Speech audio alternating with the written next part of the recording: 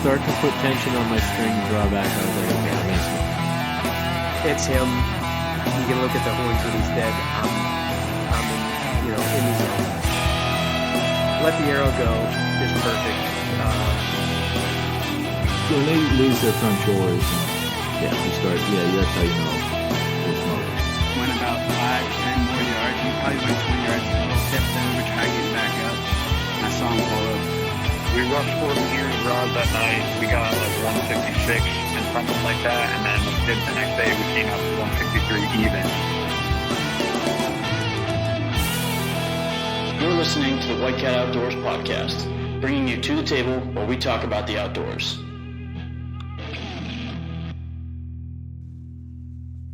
What's going on, guys? Episode 98. Getting ever closer to 100, so thanks for sticking around for so long. We kind of had some stuff going on tonight. Tom's not here. He's up hunting in New York, staying busy, staying outside, trying to get some podcast content, so we appreciate him for that. We had another guest lined up, but he had some family members shoot deer tonight, so he had to bail to take care of some deer, so congratulations to them for shooting some deer. So now we got to interrupt the deer camp series and turn it into a gator camp series, because Dad and I just got back from shooting some gators, well, a gator. So we're going to talk about that tonight. Nick's here. He made it instead because Tom bailed. So Nick's here. He's looking at his phone right now. He's very disconnected from the podcast. Yeah, well, I won't say who, but just shot Big 10, and then it goes on. Oh, man. I won't even tell you who just texted me. So I don't even care. I'll care later. Somebody hit. That's exciting. PA? New York? PA. That's all I'm going to say. Okay. We'll leave it at that. So that voice you just heard was my father. He was on not too long ago, and you get to hear from him again. Well, we're going to hear more from you about this gator hunt. Yeah, you didn't do much. I was more the moral support. I was the contact guy that got us there. Yeah, but you got to observe from a spot that I didn't get to see. Yeah. So no, I got to do the ride along, which was kind of cool in and of itself, because I was in the catbird seat. I got to watch everything happen. Yeah, exactly. So still very enjoyable spot. I'd sit there again. Mm-hmm. Yeah, I'm sure. So yeah, it was a great time. So I'm going to kind of turn it over to Nick when he's done texting over there. So he can kind of lead us through this episode and ask us whatever questions he may have, because I haven't told you anything about this. No, actually, you were yelling at me for trying to ask questions. Yeah, you were asking a lot of questions before we I was excited. recording. I've never gator hunted before. And I was excited to tell you. That's why I had to yell at you, because I was going to just keep on talking. So, all right. So let's get from the top. We're PA boys.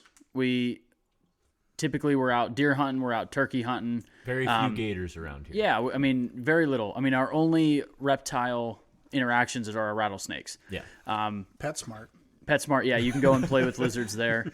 But I guess, how does one even end up down in Florida hunting gators in October? Well, you got to start by going to Alaska. Yeah, that's where this. That's it's where an interesting journey. So, I want to start from the top. How did you guys even end up in Florida in pre-rut archery hunting? All right, so this fall when I went up to do some moose and brown bear hunting with Alaska Elite Outfitters, we had a new guy in camp, young fella by the name of Clayton Schlitt, and he is from Florida, and turned out to be a fantastic addition to Alaska Elite Outfitters up there. And it was kind of funny, like one of the first 20 minutes that I got to meet him and talk to him a little bit, he made the comment that, well, you guys should come down. I got a couple gator tags. You should come down and hunt gators with me.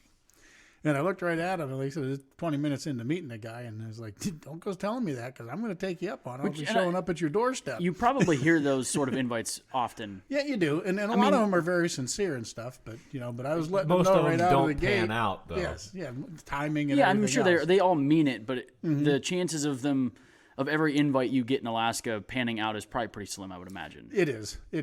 But a lot of them you don't pursue as hard as others, And, But, I joked around with Clayton and said, hey, I'm telling you, I'm going to show up at your doorstep, and I'm going to have a case of beer in hand and a flashlight. And my gator gun. We're going to go gator hunting, however you do it, because there's a lot of ways to hunt gators, And but as we hunted together throughout the course of the season up there, we continued to talk about it and kind of solidified the program and what we were going to do. And he told me how he does it. And like I said, there's a lot of ways to skin a cat, and I can't imagine there being a way of doing it that's much more fun Yeah. than the way Clayton does it. So, Yeah, we had a blast. So step one, go to an Alaskan moose hunt. go to Alaskan Yeah. moose hunt or brown That's- bear hunt, one of the two. And that's okay. So that's Yeah. step one to get to Yes. Florida Gator. Right. Hunt. Okay. then you meet a guide there who's from Florida. That's Just the Perfect. key part. that's very important. Find a guide from Florida who's brown bear hunting in Alaska or moose That hunting enjoys in Alaska gator hunting. and enjoys Yeah. gator hunt. Right. So that's probably the most important step right there. Because after that, it all starts falling into place. Yeah. Perfect. Gets easy after that. So I remember you had relayed a few of these messages to Frank while you were up in Alaska about talking to Clayton. And I remember you got back and all of a sudden Frank told me, he's like, hey, I'm going to Florida in 2 weeks.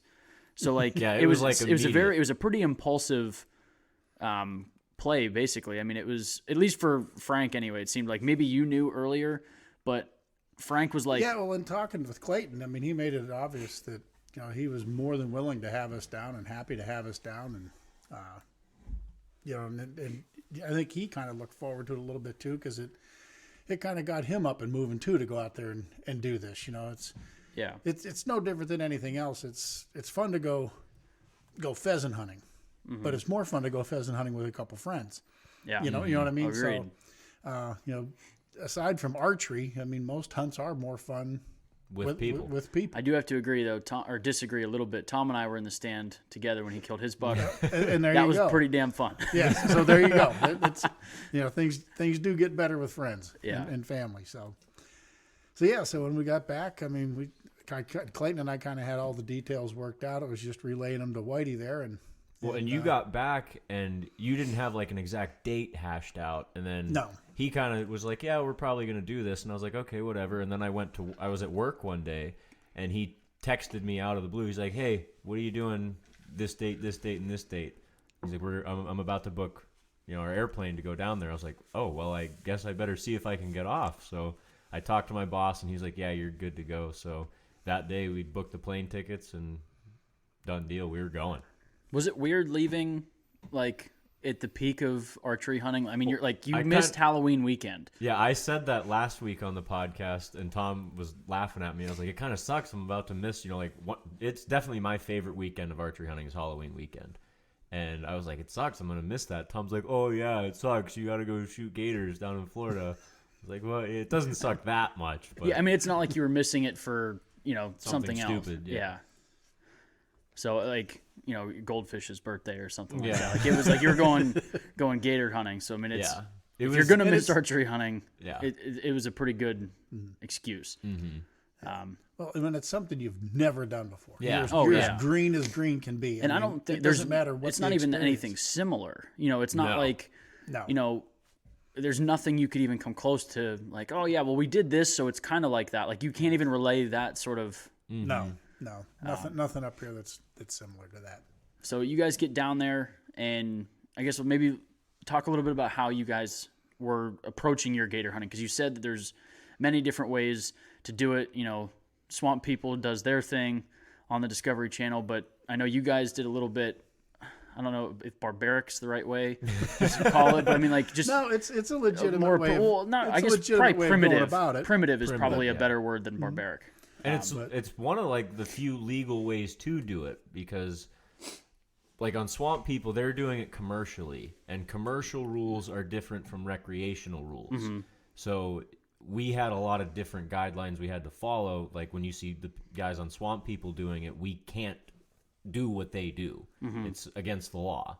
So we had to go about it a little bit different way. And the way Clayton does it and the way we did it, he showed us, was you basically just rip around in your airboat, and you have a spear. Just it has like a detachable tip. It's almost like it's not really like a bow fishing tip. It looks kind of similar, but it actually detaches. I mean, is it like almost like a harpoon? It is a harpoon. It is a harpoon. Okay. Have you ever seen a primitive seal spear that has a detachable head? The line kind of attaches to the center of it, so when it goes in, it wants to I flatten think, out. like, it maybe works in, like like- your earth anchor. Yes, trap. that's a Okay. great, yeah. All right? Okay. The way an earth anchor works for trapping, it's designed to go straight in, but when you try to pull it back out, it flattens out. I think the only time I may like, and this is probably a really dumb comparison, but like as soon as I started, Frank will laugh. But in the movie Rudolph, who's the dude there? He's got one of those spears. The guy that's the gold and silver guy. He's always got this pistol, and he Yukon Cornelius. Yes, he had one of those spears with him in one. So that's the only experience I have was a childhood cartoon. All right. So very little. So you're gonna have to really break this down. A lot of learning to do. So, but yeah, like Whitey was saying, in swamp people, they go out and they hang baits on hooks and they'll shoot them. They'll put 100 baits out and they come 'em. back looking for one that's still on a hook and shoot them with a 22 and so be it. And we couldn't do that. We had we could put a bait out, but we could only put. I think you can only put out one. That's all we ever did because you had to stay tethered to that. Yeah, you were saying you had to stay. You couldn't attached. we couldn't go hang baits and then go circle back, come back the next morning, even though there wasn't a hook on them. Yeah, that's another thing. We couldn't use a hook. It has to be a 2-inch dowel, just a wooden dowel, and that's what. With your whatever you there's use. bait. So you're not the way you guys are doing this. It's not really like you're not hooking, catching it. You're not catching that gator. It's attracting. a locator. It's a Okay. You see a gator that you think, okay, I want to kill that one. You drive by and see that's a good gator, so you throw your bait out, and it's attached to a buoy and that dowel rod. And we used beef lungs, because they float. So they come up and grab it, and then they swallow it. And the reason why you use the dowel is because they can regurgitate it, unlike a hook. But not easily. Yeah, it's not easily regurgitated, but they can. Or if it breaks off inside of them, they can pass It'll it, pass and it it. won't Correct. kill them. Okay. So what we would do, just you throw your bait out. Then once they take it, it's more of a locator. So you can find where they are. Follow the tether from Well, you you're to always, the bait. because they can take that line, and they're going to dive down and go crawl underneath something. Yeah.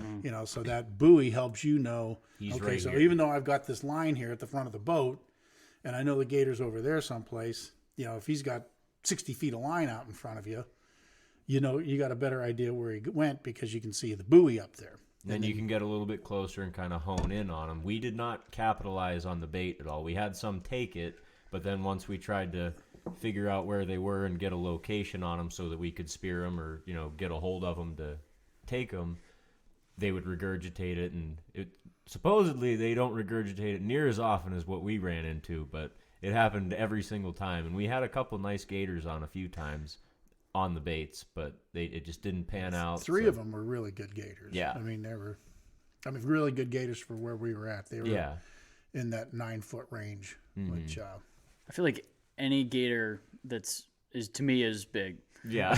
When it's your first one, it's like moose hunting. When it's your first one, they're all huge. Yeah, like when the only lizard animal you've ever seen is like geckos in a fish tank. Yeah. we Like, saw some of those too. Yeah, they were all over the place. now little how do they do chameleons. with the wooden dowels? Yeah, no, there were quite a few little chameleons running around down there. So you get one on your bait. Well, I guess in the perfect scenario, then you guys are in fan boats, correct? I don't know if we mentioned that. Yes. So fan boats, like, does that seem to scare the gators much? Like, are they Well, that are goes, they like educated at the point where it's like fan boat means somebody's trying to spear me? it really does depend, because I'm sure a lot of them are educated, and that's kind of how it leads.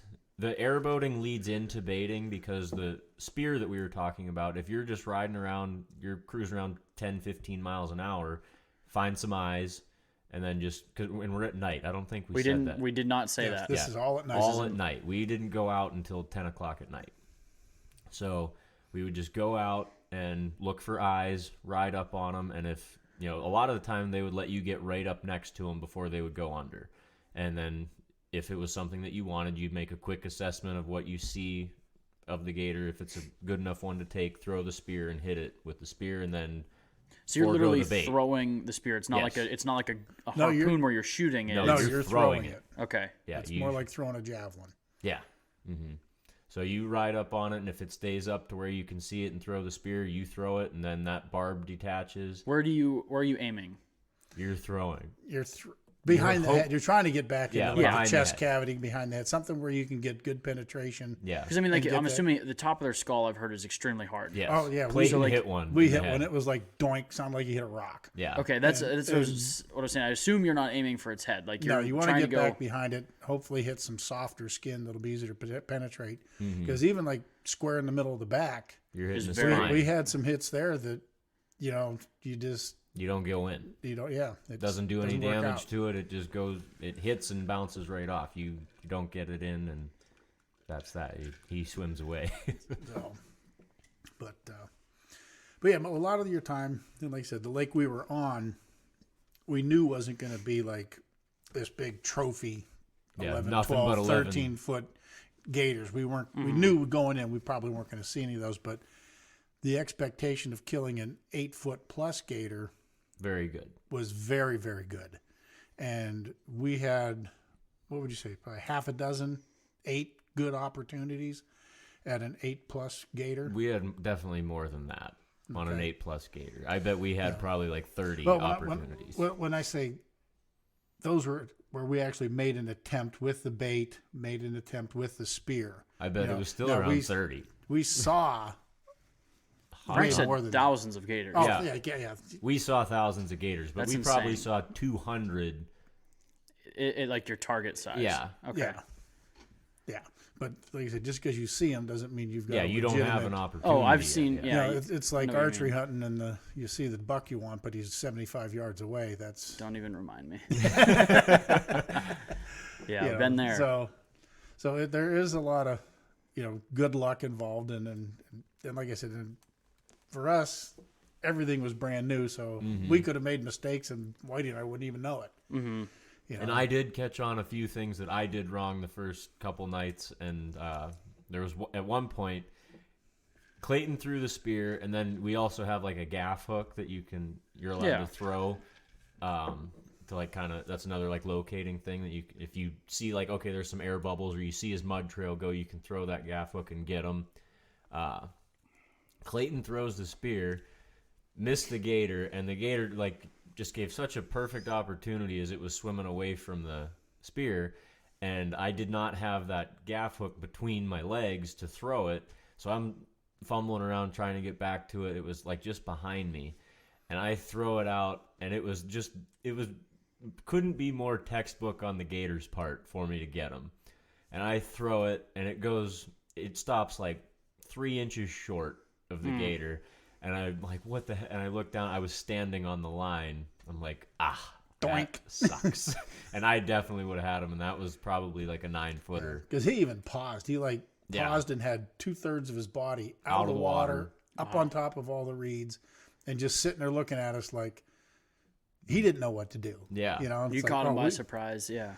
And, well, not really, because Clayton had already thrown the spear at him and just missed him, and he never moved. It was Are the us spear? Is there a circling back. tether on the spear? Yes, Yes. it's got a buoy. And it's got a buoy, too. Everything's got buoys and tethers. And Yeah, so you're never So you're just something- tangled with lines everywhere. there's Yeah. all kinds Between of your shit to tangle bait and Yep. your buoy, your spear. Yeah. Yeah, there's lines all over the place. So that's why I was standing on that gaff line when I threw it, and it didn't end well. We did not get that gator. And Yeah, you got fishing poles and there's all kinds of crap.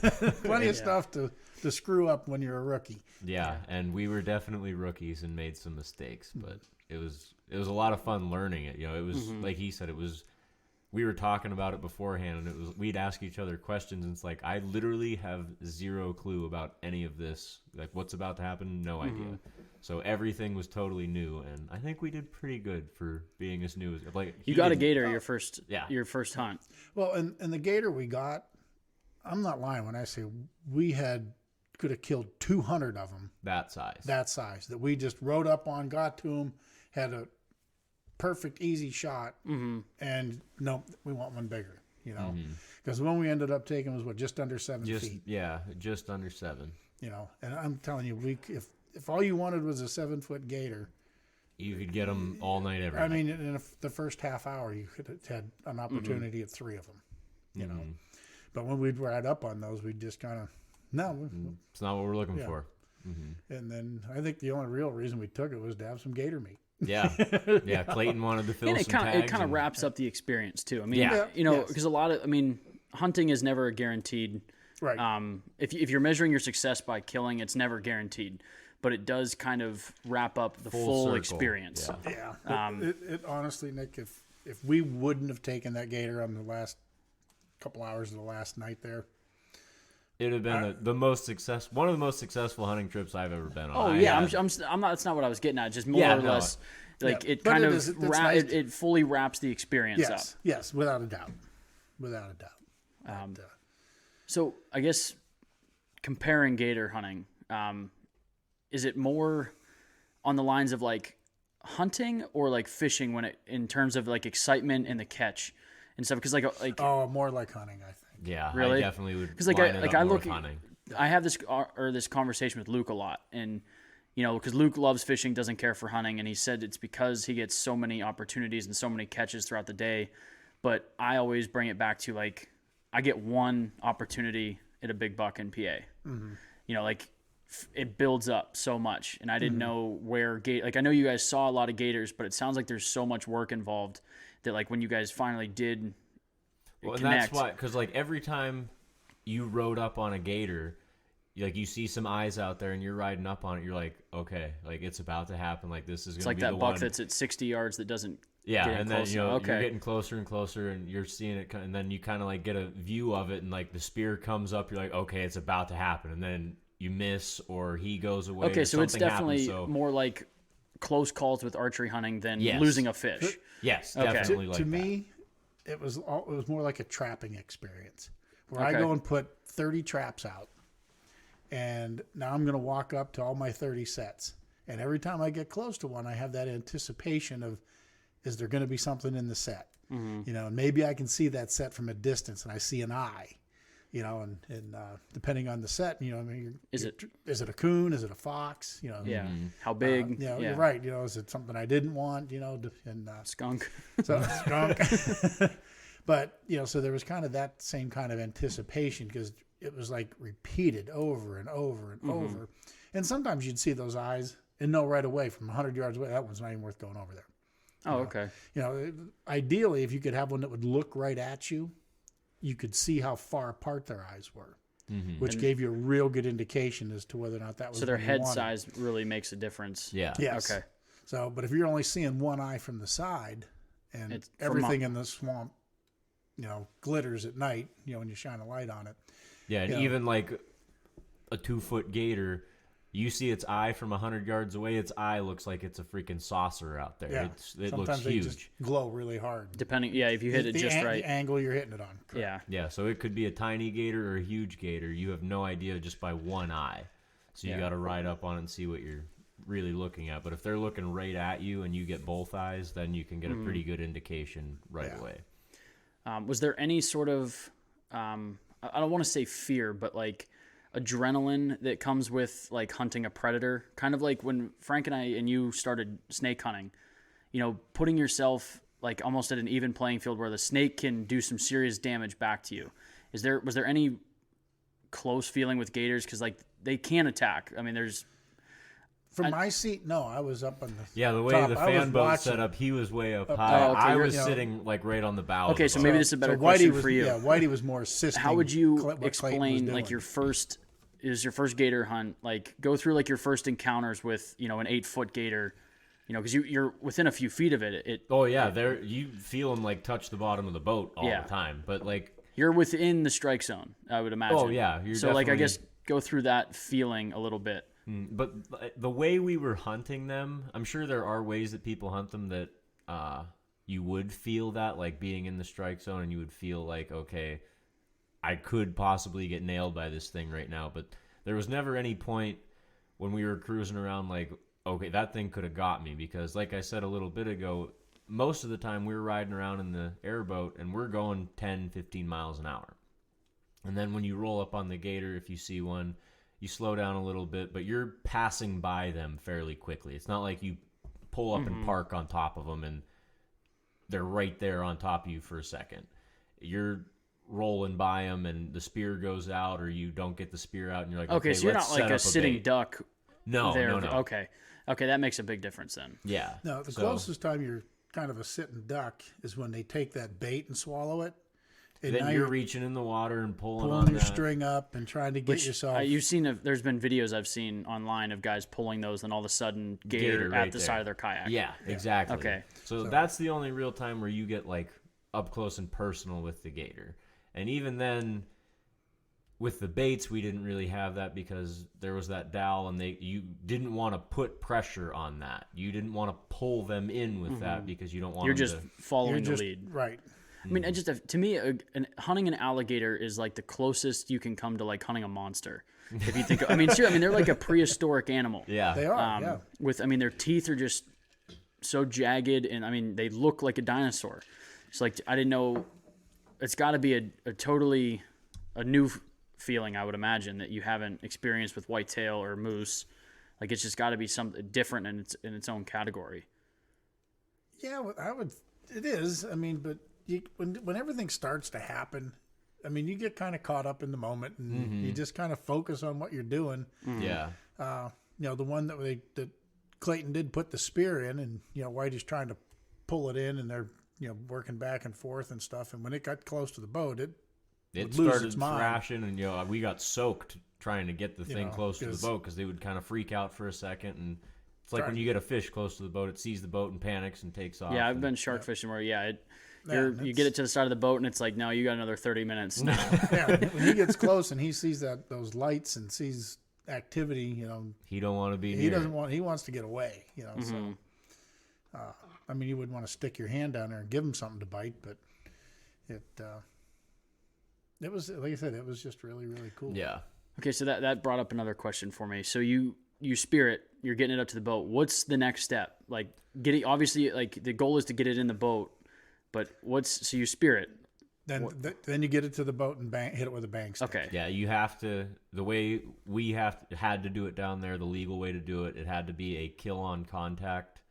Bang stick. So basically what they're using to put down cattle. Yeah, it's just a bang stick. Clayton pulled it out of a little bag, and then you just screw it onto the end of a pole, and then put a 357 bullet in it and touch it on his head, and he's done. Okay. And then after that, you drag him up into the boat. And you don't have to miss by much, and you don't kill him. Yeah. Really? Yeah. Yeah. Yeah. Well, I can't imagine they're just holding their head still for... I didn't know where exactly to hit this thing. I was like, Clayton, where should I? He's like, just go right behind his eyes. So I was like, okay. So I went like 2 inches behind his eyes. And I was like, okay, nailed him. Starts thrashing, going nuts. Clayton's like, closer to his eyes, like an inch or a half an inch. I'm like, well. Oh, that's... Okay. Yeah. But it's that close. I mean, you're but aiming at that what's small crazy, of a brain. though, is, like, somebody says just behind the eyes... 2 inches is just behind on a 7-foot animal. Yeah. 2 inches behind the eye seems pretty damn close. Yeah, exactly. So we had to hit it twice. That's our green experience. I had no clue. Right.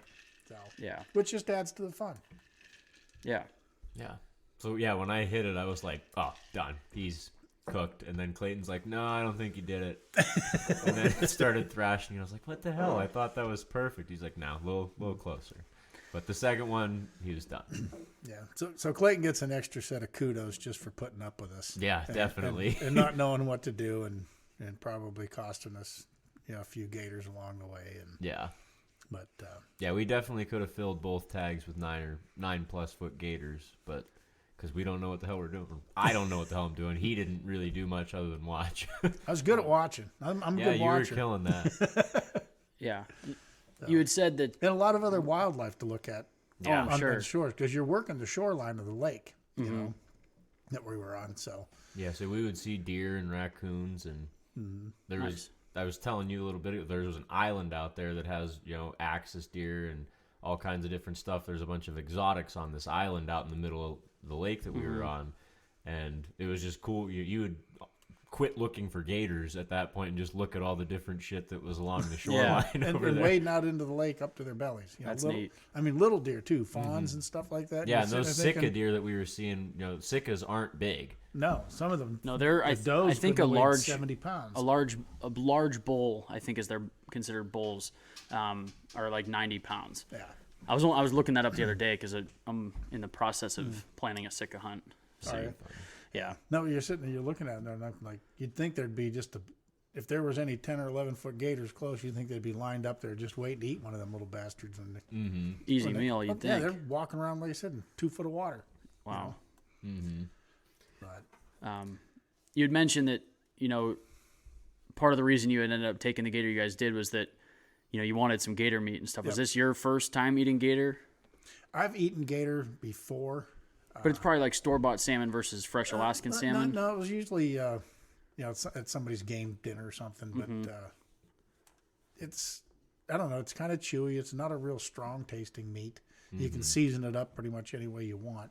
But it's just cool to have, like, you go on, like you said, it brings it full circle. You go out on this gator hunt, you kill a gator, you want to eat the meat from it, And Yeah. we were talking about giving it to Clayton because he did all of this for us. He taught us everything, and he was like, no, you guys keep it. And so it was really nice of him to let us keep all of the meat. How did you guys eat it? Like how was it prepped when you guys were down He there? had some from, Yeah, I previous don't know if gator. it was last year's gator left over or whatever, or something that maybe his dad, I don't know where it came from, but he had some in the freezer that they thawed out, and we just, deep fried it like Basically, you would cook fish. it like Like little walleye, nuggets. Yeah. Mm-hmm. Yep. And That's they the would- only they- way I've ever had gator was that, and I did have blackened down in Florida one time. That was pretty good. But I think you're right. It's very chewy. Yep. And taste however you season it up. Yes. Yeah. Which I thought, to me, that's kind of nice. It's easy to make it taste good for just about anybody. Yeah. Yeah. It's not like you're getting some real strong, nasty flavored critter. That you really have to doctor up to get it edible. Yeah, You exactly. basically throw it in a pan with some oil, and you'll You'll good to make go. it taste and good. you can make it taste good. Correct. Yeah. But yeah, we were talking about we need to get together, you, me, your dad, Tom, have a little get together, a little party, drink some beers, and fry up some gator. If you twist my arm hard enough, I'm sure I could get Probably down. make it happen. We were thinking maybe like end of archery season kind of thing. Have a little get together. And I'm in. it's not like there's a lot of meat for everybody to gorge on, but there's enough for.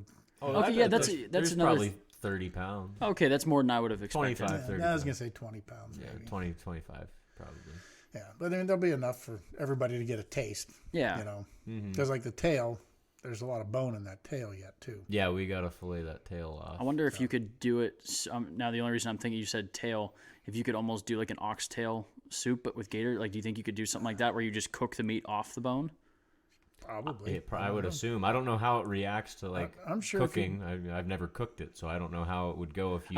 If you slow cooked enough to fall apart. I don't know the consistency of gator. I've only eaten like fried nuggets, and it's Clayton tough was to. talking about a lot of people like if they catch like a 5-foot gator, they'll put the whole thing in a smoke. I've seen they'll that. like skin it and cook the whole gator. So I'm assuming like what you're saying would be similar to that. Almost like pork where it starts to pull. Yeah. I'm sure if you look into it, you can find Almost a any lot way of to good cook it. recipes. Maybe we fire up your smoker with a little chunk of gator tail in it and just see. Yeah. Leave one piece of the because with the tail that we have is in like 4 chunks, so leave one on the bone and see what happens. Just start playing with it. Yeah, I mean, like I'm sure it'll be edible. I mean, like it's not like I don't think you could ruin it by smoking 6 it. or 8 beers. That's what I'm saying. Yeah, you get It'll be good. You get some bush lights flowing, and you throw enough garlic on it. Somebody will be able to eat it. I promise. Might not like the leftovers the next day, but I'm sure it'll be fine that night. Oh man, best thing ever. But I've seen different videos of guys that walk up and down the different channels in the daylight, and they try to shoot them with a gun or they shoot them with a bow, and that's all good. Doesn't Don't sound get as me cool. wrong, but I just can't imagine there being a more entertaining way than that airboat. Yeah. Because just being in an airboat's fun. Was kind of fun. They're loud. Yeah, I can't though. experience that. Yeah, they'll test your ears. Yeah, you definitely got to have hearing protection. But that is, like I said, that element in and of itself to me was worth it. As much fun as the What's hunt. the top speed on one of those fan boats? Clayton said his will do like 70, and it has. Whoa. Yeah. I think it was. It was way faster than I was expecting. Right? It was a 6-cylinder aircraft motor. In it was a Lycoming. I toured their plant. I was gonna say I figured you would know a little bit about it. Yeah, I've watched not that engine itself, but I've watched many plane engines come across their production line. Yeah. So yeah, that's all it is an airplane engine makes with a nice propeller, motors.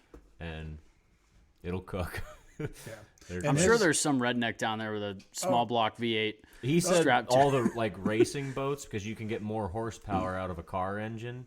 So he said when people build racing airboats, it's usually with car engines because you can get more power out of them. Chevy small block. He said there's guys, they throw nitrous to them, and they'll make them things literally fly.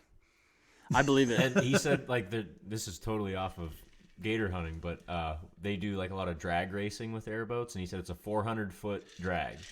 And he said they easily get over 100 miles an hour in 400 feet. I bought a truck off a guy that did that. Yeah. He had a 502 big block on the back of one that was insane. Yeah, he said you are 0 to 100 now. Like, no joke now. That's insane to think, though. That's that, like, a whole other game down there. Just the airboating and racing thing. That's neat. I get it, probably easy answer, but obviously you'd go back, right? Yeah. Oh, hands down. Heartbeat. That was definitely one of the most fun hunts I've ever been on. Like, it was great. Is there anything you feel like you'd want to change, or that was everything? Be better at gator hunting. Yeah, just be better at it. Which, I mean, that's comes with. You couldn't expect to be the master first. Yeah. But, I feel like you guys got, or a gator. You got a respectable gator. It looks like an alligator, but you definitely, obviously, they get bigger than that. But you were in the game with some big ones. Yeah. Well, and even as like the first night out, you have no idea what you're looking at. Even when you go by it, we ride up on it, and Clayton's got the harpoon in his hand, and you see him start to act like he's going to throw, and then he backs out of it. Well, all you really see is a couple of eyes and a head. You don't really you get to see a little the whole bit of body. Yeah, you don't see all the way back to the tip of his tail. You don't know how big it really is. So all you have as a greenhorn, you just keep looking at eye width and head length as you ride up on it. He didn't throw at that one. He didn't throw at that one. He threw at that one. What was? Yeah. So but you don't know how big that was. We know in our mind that Clayton said, well, over we 8 feet. want something over 8 feet. That's very doable on this lake. That's what we're looking for. But you still don't know what. You're judging 8 foot off of seeing its head, essentially, right? Correct. Basically, yeah, and a little bit of its body. Yeah, and Clayton knew that far better than we do. Yeah, he's been doing it his whole life. So, but you're learning to look at that, and then so now you get an idea of what. Okay, that's this size and down isn't 8 feet, but you still really don't know what's 8, 9, and 10. All you know is it's under. Like when we came up on the one that was that 10 plus. It was I bet it was 10 pushing 11. It was big. It was looked so much bigger than everything else we'd ridden by and thrown spears at or sat on with a bait or it was just so much bigger than everything else. So you knew. And that was the first night we saw that one. Yeah. And at that point we had probably seen 200 gators. Oh, easily. Because that was towards the end of the night when we saw that one. And it was when we rode up on it and came past it, and Clayton didn't throw the spear, but like we got a look at it and saw it pretty well, and then we set up a bait on it. I mean, it literally went even down. me We and needed him- 2 more seconds, Yeah. and Clayton would have been able to throw the spear at it. But it let us get that close, and then. Do you think that that's like a testament to age with them? Like, obviously their brain is pretty small, but are they smarter than maybe we think? I'm sure that there is some of that to a degree, but then the next night you ride up on one that's Clayton would tell us that was a 9-footer. The one he threw that I missed the gaff on, it literally the spear touched it and it sat there. Yeah. And then we had to like make a loop back around for me to throw the hook at it. So it really depends. Like, and then some of the smaller ones that we would see would dip really quick. So it's the one thing I did notice when we were riding around, you'd come into a spot, you might ride for, I don't know, we'll just say a quarter of a mile and not see an eye, and then all of a sudden we'd get to a spot and there'd be like 30 eyes, in a 25 or 30 yard stretch. And almost every time you saw that, it was a bunch of 3-foot gators. Yeah, a bunch of tiny ones. Just little ones sitting there for whatever reason. You never rode up into those situations where there was 3 or 4 big gators sitting next to with each them. other. When there was a good gator, All It's usually- by himself. he by was usually itself alone or with one. or with a pair. Yeah. You think it was like a female probably is with? Or I couldn't couldn't tell you. Okay. I'd be lying if I gave you an answer. But yeah, rarely did you see a big gator with company. Or if there was, like that biggest one we saw, he was all by himself in that hole. Are gators territorial, like as they get older? From what I understand. Yeah, I don't really know, but what Clayton said, usually when you see those big gators, they're alone or with one, maybe two others. Gotcha. How old, I guess, the gator you guys got? Did he give you guys age class on how long it takes for a gator? Because like that was one thing we were shocked with snakes is it takes like 7 years for a rattlesnake to get to about legal size. Like I don't know if there's even legal limits with gators, but there is. Clayton was talking, and we were kind of laughing about it because he said that he was reading the regs book a couple weeks ago, and he said that a legal gator was 9 inches from snout to vent. So a 9-inch gator from snout to vent would probably be about like 16, 17, 18 inches. Yeah, it's like you could catch that with your hands and not like be too worried. You know what Vicky Valancourt was eating on Waterboy. Yeah, she bit the head off. Basically, that is illegal. That's a legal gator. Yeah. I didn't know if he went over like how long it takes for a gator to hit that 7-foot or 8-foot or even 10-foot mark. And I didn't ask. No, Clayton almost seemed like he was one of those people like he just knew what he was doing, and he didn't need to read into why this gator does this, why he is in, like with he whitetails. learned it by doing it, and he doesn't really. Yeah, with whitetails, you and I read everything we can. Like, why is he moving this way at this time of year? Why is he doing this at this time of the year? Clayton just knows. I've hunted these things my whole life. I know this time of year he's going to be here. I don't care how or why he gets there. I know he's going to be there. And that was all that was important. Yeah, it really is probably the proper way to do things. Yeah, don't cloud your mind with all that dumb shit. Just know get what out you there know and get it done. Yeah, and it was definitely different in that aspect. You try to compare it with whitetail hunting because that's what you know, and Clayton was definitely different in that aspect of most like whitetail hunters because they're super analytical. Clayton's just, and he is very analytical about where they are. He just doesn't give a shit why they got there. He knows that that's where they're going to be. Yeah, and it's probably like he's been doing it for so long, he probably forgets almost a little bit that you guys are totally ignorant to it. Yeah. He's such a master at what he does that he doesn't even think to dumb things down to explain it to anybody else. He just, this is how it goes. Right. No, like you said, the season's open 24 hours a day. No, it wasn't 24 hours a day. I think you said you had to stop at like 10 in the morning. 10 in the morning, that's right. And then when's it open back up? I don't remember because 3 o'clock. No, it was in daylight hours. I can't remember when though. Because there were people that spent time in the daylight. But he obviously has done it long enough to where it's not worth his time, right? It was 9 o'clock. I think was the earliest we ever went out. Yeah, and part of that was just because the weather was. The first couple of days we had to deal with rain and that's Florida though. It rains every day in Florida. Yeah. So would you guys fill your time with the rest of the time? I mean, if you're only hunting at night. His dad put us to work. He had to cut down a couple. I did see that. He had a couple of oak trees to cut down in the backyard. So his dad came down and started cutting down trees, and we weren't going to stand there and watch the guy work. So everybody pitched in and helped out. And, the one day we did, Clayton's dad brought his airboat.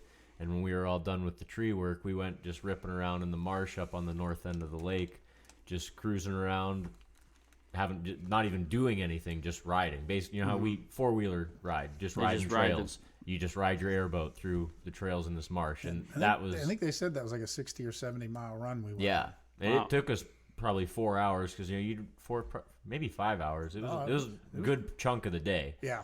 And you just ride around every once in a while. You just pull up, hang out a little bit, talk bullshit, and then there are dozens of other people out there. Yeah, there's airboats all over the place. And we hit 2 other lakes, and I can't remember the names of them. I don't remember them either. You'd skate through the marsh, and there's a lot of dry land, and there'd be just an old airboat path that's got 3 inches of water in it. Mm-hmm. But it was actually they ran the best in that. Yes. Because it was just like some wet grass, just enough water to keep it slick. Low friction, and you weren't sinking. So the boat didn't want to pig down into the water. It just skated. I mean, you hardly had any throttle in the boat. It was quiet and just zipped along really good.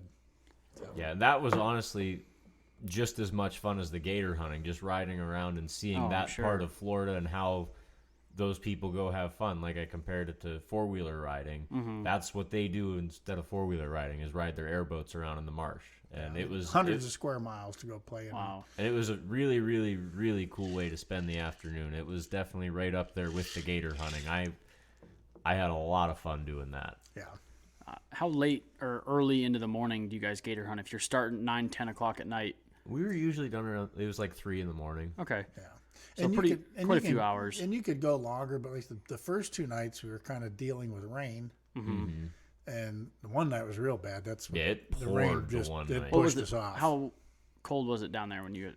It was 60. It was in the 80s during the day, 60s, low 70s. For you at guys, night. that probably felt pretty nice. Yeah. Yes, but you start moving 25 miles an hour in And an when you're airboat, wet, 30 miles an yeah. hour in an airboat, and again that wind And always makes it feel cooler. Yeah, and yeah, you get a little especially bit if you're damp. and- raining and stuff, it makes it pretty cold. Yeah. But yeah, I would definitely suggest to anybody out there that thinks they want to do it, Do it that way. I would do it that Get way. the spear, yeah. Yeah, find someone with an airboat. You know, whether you're booking a hunt with one of the outfitters down there, or Well, if first you got- said you had to go to Alaska. yeah, Yeah. yeah. Yes, well, that's So book good. your Alaska hunt Book first. your Alaska hunt. Find that guide from that lives in Florida, and you can probably find someone who lives in like Louisiana, Louisiana, yeah. Alabama. Yeah. There's gators in other states. Yeah. So, but you need to find a southern guide. The guy you guys went with, does he ever go to like trophy gator areas? Yeah, Or- he was saying he has a few places that he hunts. It's hard to get tags in certain areas, Oh, okay, but he so it's has broken other up in places. units. Yeah, you don't just apply for a statewide tag. It's specific to areas. But he said there are other places that you can get tags for that you're definitely looking more like the 10-foot gator rather than the 8-foot gator. Gotcha. But from a standpoint of just having fun, That's the way to do it. Yeah, I it mean, was- where we were at, I mean, you were. whether It it was an sounds like you were 8-foot gator or a surrounded in 10-foot gators. gator. yeah, I you bet know, in the 3 the fun days. was there to have. I mean, maybe once you put a couple under your belt, you're going to want it, but it's harder to get Probably those kind tags. of like whitetail hunting. You know, at first it's just fun to get out there and see bucks and shoot a Right. couple bucks, and eventually you evolve to wanting a bigger one. Right. But you know, for your first timers, 7-footer is probably like I'd have been through the roof just with excitement. And like I said, exactly. and we were passing those 7-footers up left and right the first couple nights. Yeah. And we definitely could have had a 9-footer, no problem. The big one that we saw that was like 10 plus, we didn't have a great look at that. We tried on it. We threw a bait out, but we never had a great opportunity at it. But we had some great opportunities at 9-foot gators. Yes. And we just either messed them up or the gator didn't cooperate, whatever happened. So, And even, you know, we were talking with Clayton after that Big 10. You know, we sat there for a while with the bait out, and nothing ever happened. And just the way he acted when we first pulled up, you could see his swirl, and he didn't just flat out bail. yeah, He he kinda kind of hung right there. Hung in this little hole that he was in. And, you know, we were just, you know, Clayton was just, he's had so much success with the bait thing. He was like, well, we're just going to get him on a bait, He's like, this is a done deal. and this will be a done deal. He never even looked at it. Never looked at it. But, you know, that said, you know, you always second guess when things don't work. Oh You know, yeah. That was probably as good of opportunity to throw that gaff hook and try to snag him up and get the harpoon in him. But because we had a pretty good idea where he was just from the swirl of the mud. and it wasn't like it was hundreds and hundreds of yards of water he was in. It was It was a pool that was 20, 30 yards wide. Yeah. So, but like I said, when your plan doesn't work, it's easy to pick it apart and say we should have done something different. Oh, of course. So, and that's just the way it worked out. You know, like I said, the gator's probably been chased a few times, and Yeah, especially if you got to that size and that body of water. Yeah. You probably and there's a wanted to- lot of pressure there. There were a lot of other people gator hunting. Even at night, you guys could hear and see fan boats all yeah. over. Yeah. Yep. Yeah. And Not a ton. I wouldn't say all We saw over. a couple every night. But Okay, so, I mean- we weren't the only ones out there. Obviously, it's all public down through that. Correct. And I don't know, what would you say? There maybe a half a dozen other people every night out there. If that. I mean, the If first that. night, I think we saw like 2 people the first night, maybe 3 or 4 the second night. And, but you'd see those people that were sitting in the boat with their fishing pole. yeah. Right during the daylight hours. Right at dusk. So, and like I said, I don't know exactly what time it opened back up at the end of the day, but Yeah, we didn't go out until.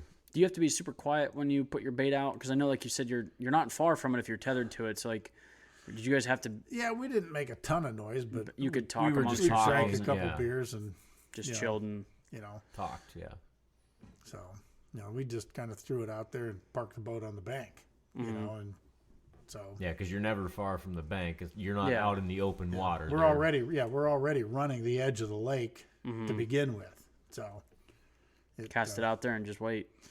Yeah, keep your lights off, so you're not glazing the water all the time. But it, like I said, it was definitely fun. I'd recommend it to absolutely anybody that's looking for something a little different. It was never anything that, like, at least for me, you never really think about wanting to do when you're all the way up here in Pennsylvania. But now that I know somebody that's gone and done it, now it's like, okay, I got to go do that. Yeah. Like that at least that's the way it worked out for me. Like, it's always sounded cool, Yep. but in Pennsylvania, I'm never thinking about gator hunting. Yeah. Because you don't see them, Right. and you really, I mean, if you Not think even about on it, your who's radar. out there doing gator hunting? Like, you don't ever see, like, on TV besides Swamp People, but I don't even think that's on anymore, is it? I have no idea. I don't think. Like, they kind of commercialized gator hunting for a while, but Yeah. And there's private land hunts down there, and that's honestly that's where those really really huge gators come from. Yeah. is Probably- yeah, you're those- probably those right. Private land hunts and well, I think one Yeah. of the Bomars just killed it, like, close to a world record gator this year. Oh, really? Yeah. yeah, but when you start talking 12-foot gators, even 11-foot gators, all of a sudden if you're with an outfitter, you're looking at $8, $9, $10, $12,000. Yeah, they're expensive. Did not know that. Correct. Yeah, it's not a cheap hunt to go. You can get cheap hunts for gators But you're for like gonna a kill 5-footer. for a 5 to 7 footer. But if Once you want to get over like to an 8, 9, 10, the price goes up real fast. Real fast. One quick point I wanted to bring up, a little fun fact, is that it was you that was looking at getting boots made out of a gator. Yeah. Bring up that little. So if you think about it, 7-foot gator. Talk a little bit about what it takes to make a pair of boots out of an alligator. Well, and I don't know if I quit. I got pretty disheartened and stopped looking pretty quick. I looked at a few different websites to see, what can I. Because we were talking, like, what do we want to do with a gator if we kill one? What are we going to get mounted, tanned? What do we want to do? And I was like, well, I'll just look and see what it would cost to get a pair of boots made. I think it'd be kind of cool. Get a few made out of a gator. Yeah. So I was like, oh, we'll see what that's about. So I went on this one website and I clicked on a pair, and it was like $4,500 to have a pair of boots made with a skin that you provide. I was like, what? Like, this is not. I was like, okay. The sole's made of gold. Yeah, is it made out of panda? Why does it cost so much? So I was like, I just backed off. I was like, okay, maybe I just clicked on an expensive pair. I'm gonna look at some other pairs. The next Some one, dude's just highballing them. yeah. So the next one I looked at was like $7,500. I was like, get the heck out! Like, no, that's ridiculous. And I looked at several. I think I probably looked at 5 or 6 different websites that made all kinds of different skin boots. And Alligator was always, over $4,000. And maybe I was just looking in the wrong spot, but when I saw that, I was If you're like, a seamstress that listens to this that can make boots, Yeah. get a hold of us. make me one Start for making far them, less than $4,000. Because I would have you spent, wouldn't be able to do anything with that now, anyways. yeah, because of the way we skinned it. Yes, you actually have to skin the gator different if you're gonna going to use do it boots. for leather and to make anything out of it. Oh, okay. That makes sense. Not Yeah, just boots. what we did, we skinned it for a hornback, what they call a hornback presentation. So we split it up the belly to lay it flat so that you see all those scales and ridges and stuff like that. If you want to do something with the leather to make things out of it, whether it's boots or handbags or wallets or whatever, Top hats. top hats or coat, I mean, take your pick, you have to split it down the spine and fold it out that way because it's mainly belly that is what belly they fur use. is, or the belly fur, the belly leather is That what shows your the- inexperience with gators. But yes, I'm still. Yeah, I'm a most people you only I'm see a gators from the trapper. top. They don't realize that there's actually a lot of hair on the belly side. Yeah, It's one thing we learned down there. it's that trapper in me. Everything's Yeah. about fur. So, but yeah, so if you want the leather, you've got to skin it differently than if you were going to do it for display purposes or taxidermy purposes. The one point I wanted you to hit too was how much leather you needed for that pair of boots. Yeah, it was like an 8-foot gator made one pair of boots. Really? Yeah. Like you had to. They needed an 8-foot gator to do a pair of boots, and I thought that was just like. Yeah. I'm like trying to. I'm like 8 foot. Like, are these made for Bigfoot or like? Yeah. Who are these boots for? Like a Yeti? I wonder why that is. Yeah, I don't know if maybe there's again- only a small portion of usable leather on That's it. probably what it is. Like for boots, like if there's because they probably have to be a Clayton certain. was explaining to us the most valuable piece of leather actually comes from under the chin and jowl and into the neck. Well, and that's what I'm wondering if there's like a certain part of the gator that only that is what's sustainable for boots, because I mean boots take a beating. they're you Even wear dress them, boots. Yeah. dress boots are going to take a beating, so I wonder if there's only a small section That's suitable for leather boots. Yeah, well, there's probably only gold and platinum in one part of a gator. Yeah. Yeah. Well, I mean, because I remember down in Harrisburg at the show we were at, there was a guy that had a booth set up for making boots with your kill and stuff. And I doubt he was at $4,000. I could be wrong, because I thought that when Frank told me that, I didn't believe it. So maybe he is. But maybe you could find somebody that like makes boots out of like the spine leather that's like really shitty leather for boots, but it like looks cool. looks cool. So who knows? I don't know. Yeah, you're just talking to the wrong guy here. Yeah, I give quit you any looking into it after Well, I and saw the price tag, so I don't know What's much crazy about though it is you either. can get authentic gator skin boots For far less. Yeah, that aren't $4,000. Like, I guess they figure if you can afford to go and shoot, I think that has a lot to do with it. 10-foot gators, and you want a custom pair of boots made out of your gator, they figure you got enough money to Yeah, you're dumb enough your to- night out probably isn't to Applebee's. Hey, Exactly. this guy spent $12,000 killing a gator that he wants to turn into boots. Here's Gonna hit another him for 4. another $4,000 or $5,000. Yeah. I don't know. And in that financial class, they're probably bragging about how much they paid for Yeah, the boots, exactly. There's plenty 3 of that out payments. there. Yeah, 3 payments. Genuine ostrich.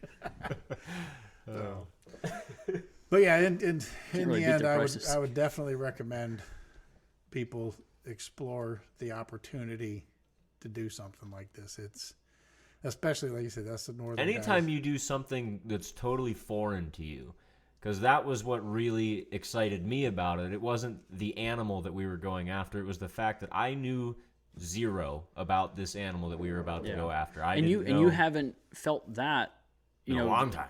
Yeah, I mean, like snake hunting, we felt that, and then deer hunting, you haven't felt that since you were 9. Yeah. Like, it's you cool don't to go you don't find something new. There's very few times you'll ever get that first hunt and feeling. that should be your, what do you guys call it? Your write it in pen Yeah. moment. Go out and find something you Foreign. never thought of doing.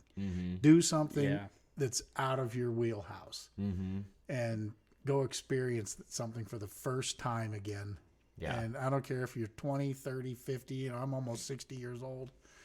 Go find something new and experience it, because Worth it. yeah, it's worth it. It's Yeah. really worth it, and it doesn't have to be this big grandiose, for lack of better terms, trophy kind of thing. Yeah. Just that new experience is, Well worth the trip. like I said, if you're looking for a write it in pen deal to take away from tonight, I think that's probably Try something new. try something new. Yeah. I like it. Try something new. Was there any aspect of your gator hunting that gave you any sort of like insider knowledge to any other like hunting or fishing up here, like any tactics or something you did that was like, oh, I never thought about it this way? So like for whether it's trapping or fishing, like anything like that, or was it just a totally 100% foreign thing?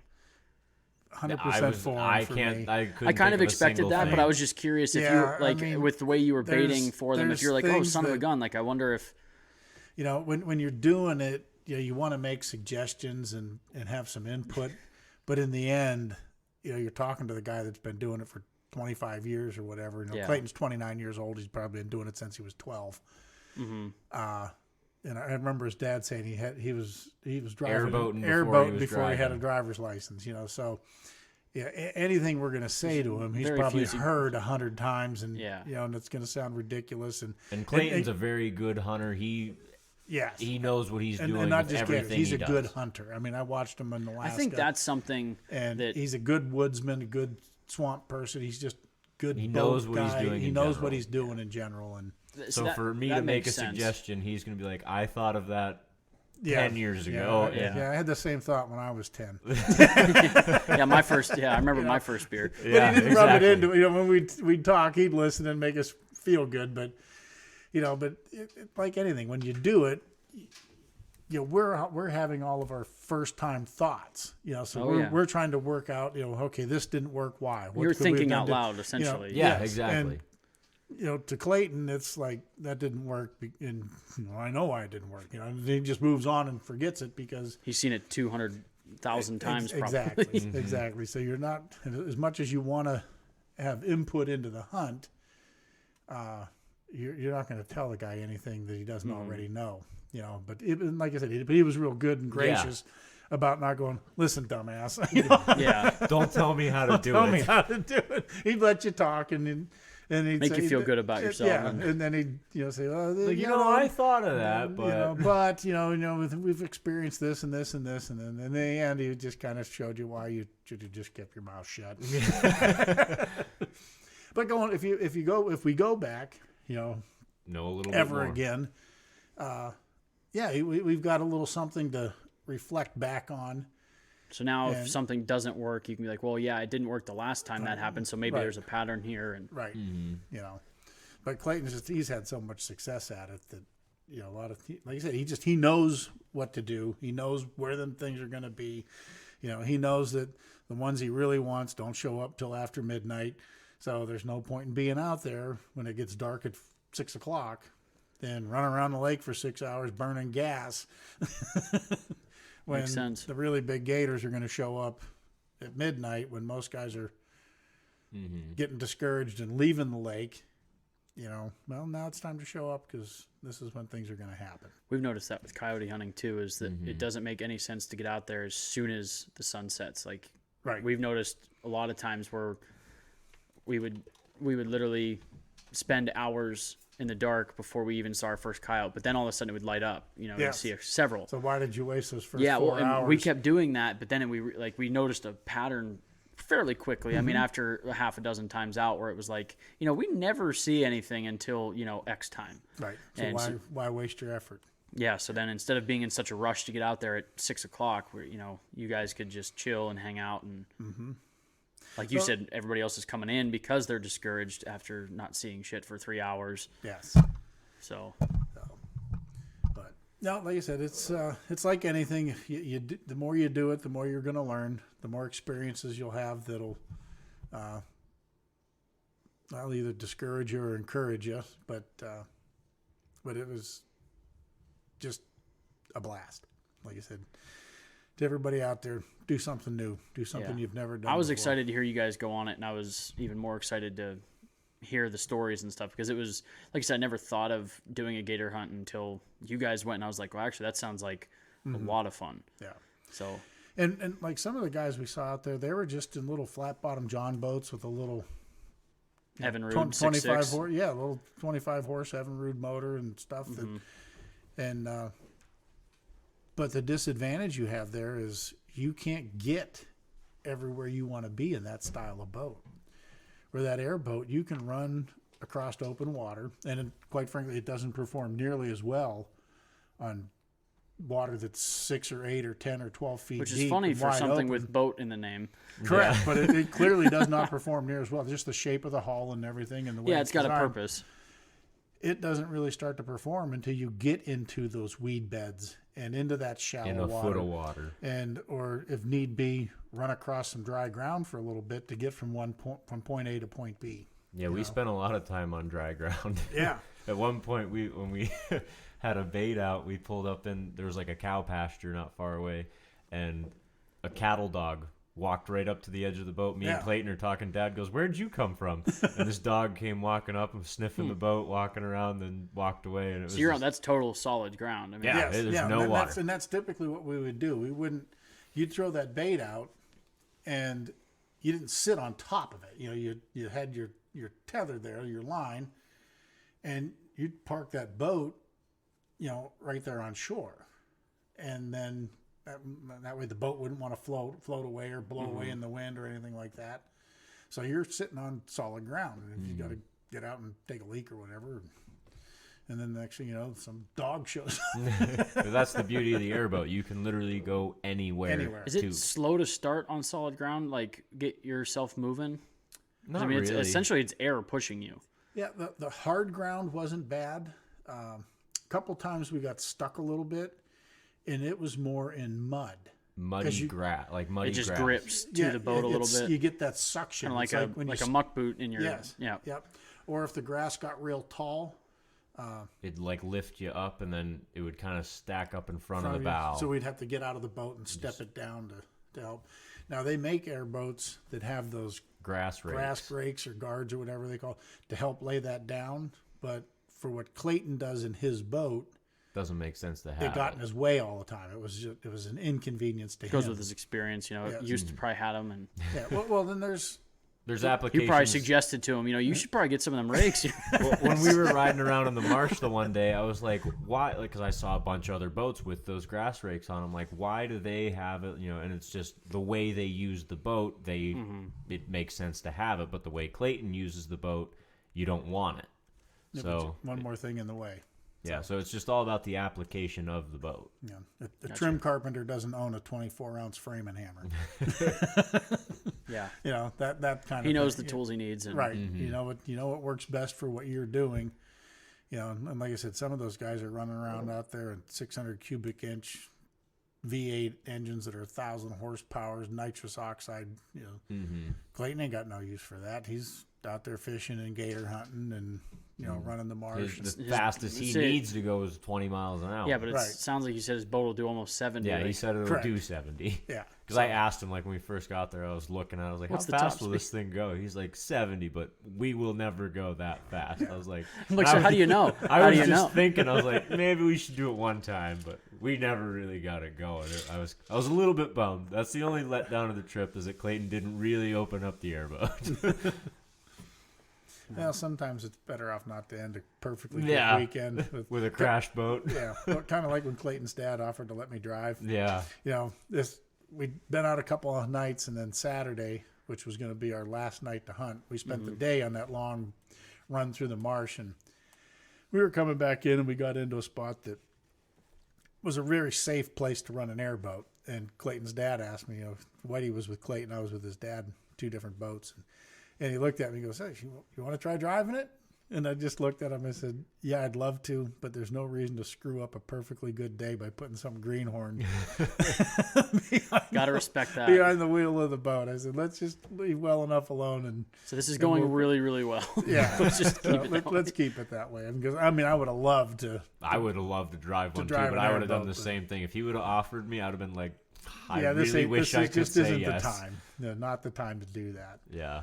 So, but in Chris even said, he goes, I only offered because we were in the perfect place to do it. And I was like, I get all that. I said, and I appreciate it, but what's the controls? Is it like almost like a stick? It's like a skid steer almost? Yeah. Because they just have fins in the back that turn. Yeah. So you got you got a throttle and the throttle's a foot pedal. Yep. Okay. And then you just have a lever that you pull to you or push away from you to go right and left, and that's it. That was it. Probably easy to go sharp turns if you're not careful. Like I would imagine you could, if you turn those. those. You can put it right into a flat spin. I don't know did you notice when Chris did it? Yeah. That one spot we came into? It just turns on a dime like that? He just not even turns on a dime. You just lose control and it spins. It just spins. I mean, and Chris did it. We came. Just a helicopter. We got into a nice little flat with just the right amount of water. I mean, he knows what he's looking at. Those guys do. I mean, he's probably driven over that area a thousand million times. times. Yeah. They know how to read the ground that they're looking at, the amount of water that's there, the types of grasses, everything. And we just crossed like a little road. That that was one of the funniest things about this airboating trip that we went on. We were coming up to this one intersection, and there was a sign that said, watch for traffic, because we were literally drove on a road with the boat. It was hilarious. Yeah. So they had like a little skid style bridge that took you up the embankment, across the road, and back down into the other side of the marsh. But it was definitely a very different sign to see. Yeah. But yeah, we come off of that, got into the spot, and Chris just kind of,